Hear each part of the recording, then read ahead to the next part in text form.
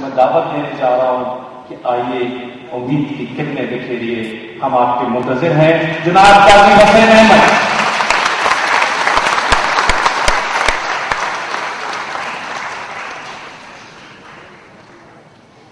الحمد لله رب العالمين والصلاة والسلام على سيد الأنبياء والمرسلين حبيبنا وحبيب رب العالمين محمد وعلى آله وصحبه أجمعين. محترم جناب ڈاکٹر عزیز الرحمان صاحب، جناب جنرل حمید گل صاحب، اولیاء مقبول جان صاحب، جناب حسن عمر صاحب، معزز اور محترم خواتین اور حضرات، امید کی کرنیں تو آپ نے بہت ساری مقررین کی زبانی بکھیرتی ہوئی دیکھی ہیں، اور الحمدللہ ہمارے جو تینوں پینلسٹ ہیں انہوں نے ایمان کی قوت سے بات کی ہے اور کنوکشن سے بات کی ہے، اور میں ان کی اس کنوکشن اور ان کی اس ایمانی جذبے کو خراج تحسین پیش کرتا ہوں، اور قوم کو اسی کی ضرورت ہے. ایسے تجزیہ نگار جو بیٹھے ہوئے تماشبین ہیں اور تجزیہ کرتے رہتے ہیں اور مایوسیاں پھیلاتے رہتے ہیں، ان سے اس قوم کو کچھ بھی نہیں ملتا. اقبال نے کہا کہ ندیہ نشان منزل مجھے اے حکیم تو نے، مجھے تجھ سے کیا گلا ہو تو نہ رہ نشین راہی. کہ جو لوگ معرکے میں شامل نہیں ہیں اور جو لوگ اس معرکے کے اندر سرگرم نہیں ہیں، وہ ہمیں کوئی جہاز کا نہیں دکھا سکتے. جو صرف تجزیہ کرتے ہیں اور بیٹھے ہوئے ہیں تماشا دیکھ رہے ہیں، وہ تو اسی طرح کا تجزیہ کرتے ہیں کہ ایک طرف جب سوویت یونین نے حملہ کیا تھا افغانستان پر، اور ایک طرف ٹوٹے پھوٹے ہتھیار تھے اور دوسری طرف دنیا کی سب سے بڑی بھاری بھرکم جنگی مشین تھی، تو ان کی سمجھ میں نہیں آ رہا تھا کہ یہ کس طرح سے معرکہ ہے اور کیسے یہ جنگ جیتی جا سکتی ہے ان کے مقابلے میں. لیکن وہ صاحب ایمان لوگ تھے جنہوں نے کہا کہ ہمیں اللہ نے یہ نہیں کہا کہ تم ٹرین کے مقابلے میں ٹرین کو ہوائی جہاز کے مقابلے میں ہوائی جہاز جمع کرو تو اس کے بعد پھر جنگ ہوگی، بلکہ ہمیں کہا ہے کہ وَأَعِدُّوا لَهُم مَّا اسْتَطَعْتُمْ، جو تمہاری استطاعت ہے وہ میدان میں لے آؤ. جو ہمارے پاس ہے وہ ہم میدان میں لے آئیں گے، اور باقی شہادت کا جذبہ ہے اور شہادت کا شوق ہے، جہاد کا جذبہ ہے، اور اس کے اوپر کوئی دوسری قوت غالب آنے والے نہیں ہے. بلوچستان کی بہت صورتحال تشویشناک ہے، اس میں شک نہیں ہے، اور بلوچستان ہی کے حوالے سے پتہ نہیں اقبال نے کس طرح سے اس زمانے میں بڈھے بلوچ کی نصیحت لکھی تھی کہ ہو تیرے بیابان کی فضا تجھ کو گوارا، اس دشت سے بہتر ہے نہ دلی نہ بخارا.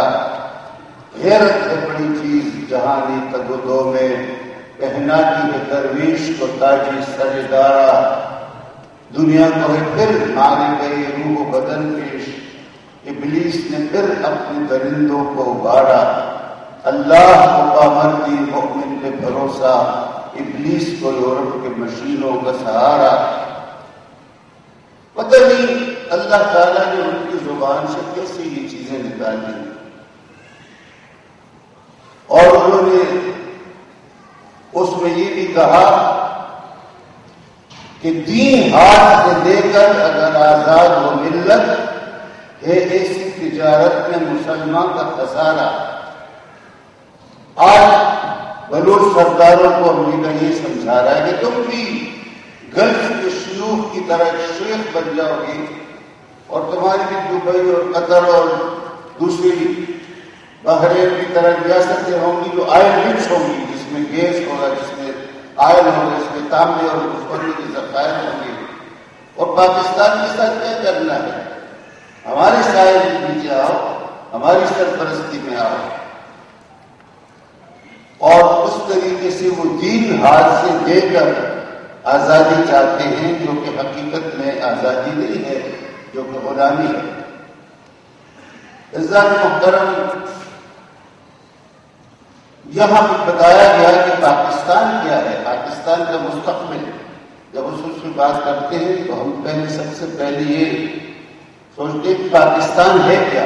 پاکستان کسی زمین کا نام نہیں ہے، زمین تو موجود نہیں تھی، کوئی ملک پاکستان کے نام سے موجود نہیں تھا، ایک عقیدہ تھا، ایک نظریہ تھا۔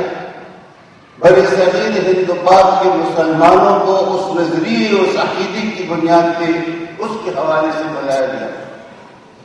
اس عقیدے اور اس نظریے کے مطابق زندگی گزارنے کے لیے، انفرادی اور اجتماعی زندگی گزارنے کے لیے ہمیں ایک آزاد وطن کی ضرورت ہے۔ اس کو اخبار نے بہت خوبصورت انداز میں کہا ہے، این نقطہ شائند اسرار نهان است، ملک است تن خاکی و دین روح روان است، تن زندہ و جان زندہ زرق کے تروان است۔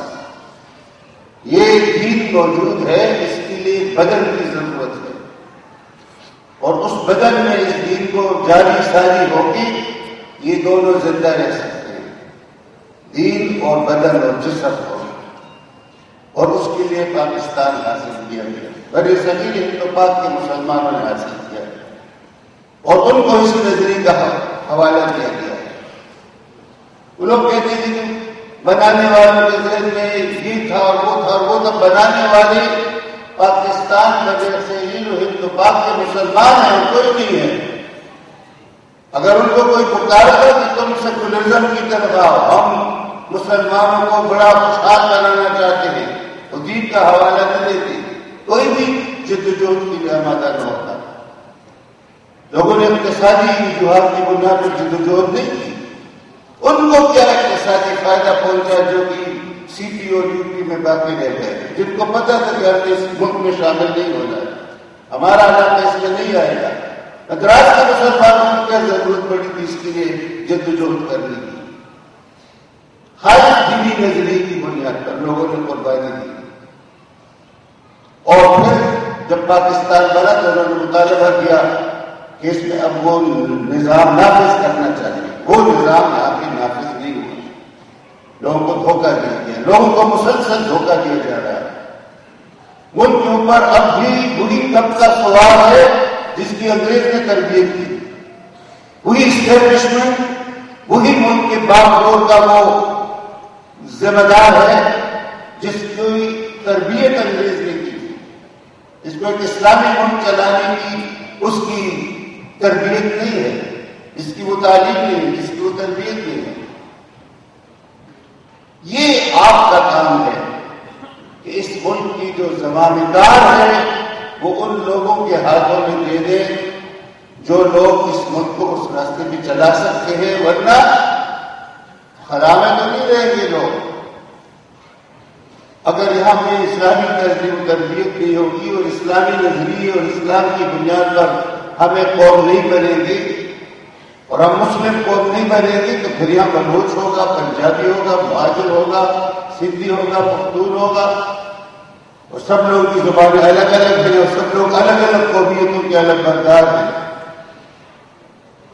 اس لیے حالات اچھے نہیں ہیں، تشویشناک ہیں، اور ان تشویشناک حالات کو درست کرنا یہ اس قوم کا کام ہے، یہاں کے پڑھے لکھے لوگوں کا کام ہے، یہاں کی یوٹ کا کام ہے۔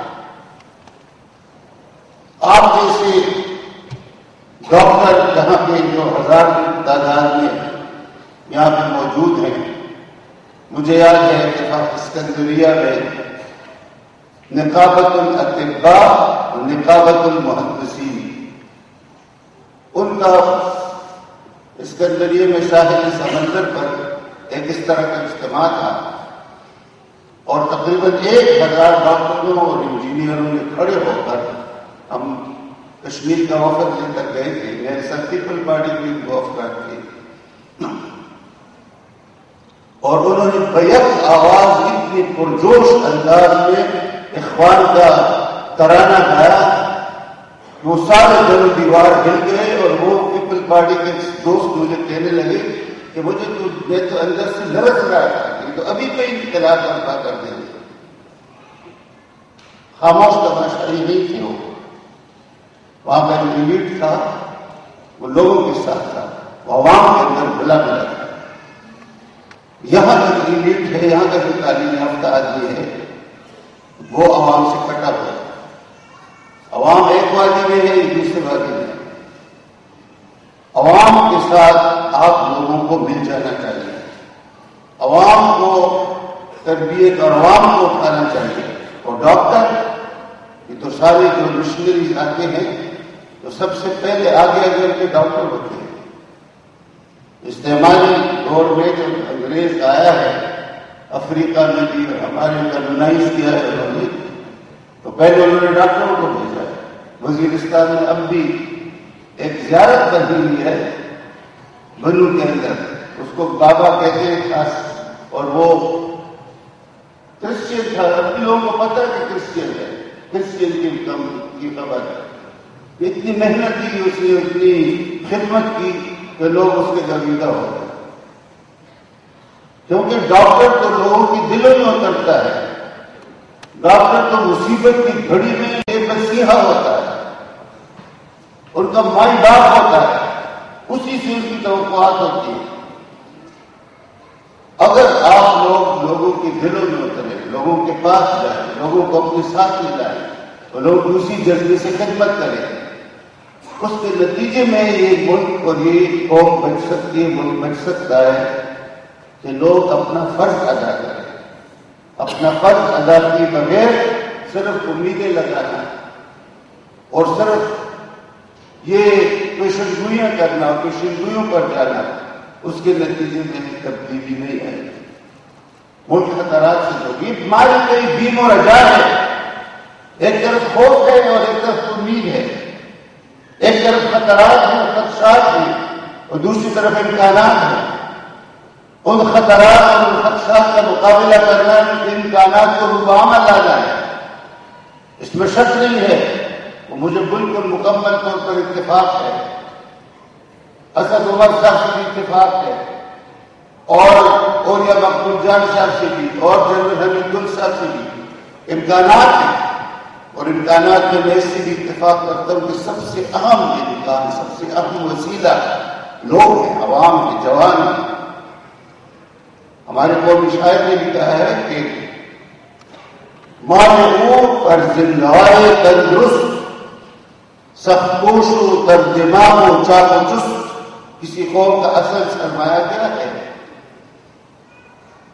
تندرست جوان, جو محنتی بھی ہوں, سخپوش ہوں, اور جو ذہین بھی ہوں, ترجماں ہوں, اور جو چاق و چوبند بھی ہوں.